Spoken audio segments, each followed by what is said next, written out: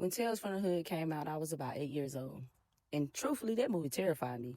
But now, as an adult, I realized that it wasn't about the gore, it was the truth underneath it all. Because that movie wasn't about monsters, it was about the law of return, the ancient spiritual principle that every energy sent out must be answered. It's hood mythology, but also cosmic justice. The so called horror was really initiation through consequence.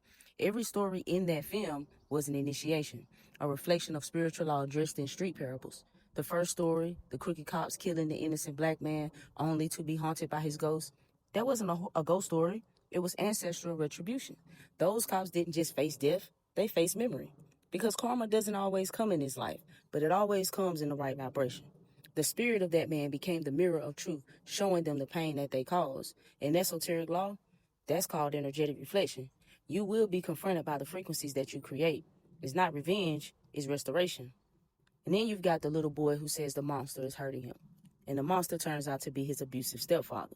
The story is about shadow projection, the way fear disguises itself until it's faced. When the boy drew his fear, he made it tangible. He used imagination as magic, the divine child reclaiming power over the thing that adults ignored. That's not just psychology, it's actually hoodoo, the art of transforming energy through symbol and intent. The message?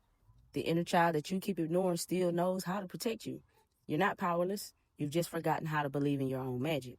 Now, the third story, the racist politician being hunted by the dolls of the enslaved souls, that one really freaked me out. But it's because we actually live in a really big, really old house at the time.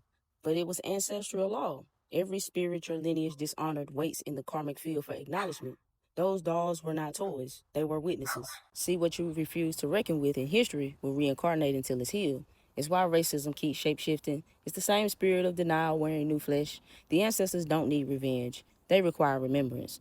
That segment was spiritual theater, the ancestors saying that we never lived.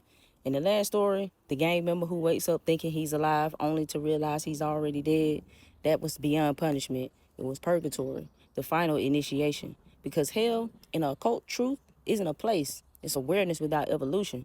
He was trapped in the frequency of his choices, stuck in the loops of violence, ego, and blindness to his own divinity. Sims was more than just the devil. He was the psychopomp, the gatekeeper of reckoning, the one leading the souls to the underworld. And that's what makes this movie genius. Tales from the Hood isn't horror. It's really spiritual realism, a coded map of what happens when a people ignore the soul for too long. The hood in that movie wasn't just a neighborhood. It was the collective unconscious of Black America.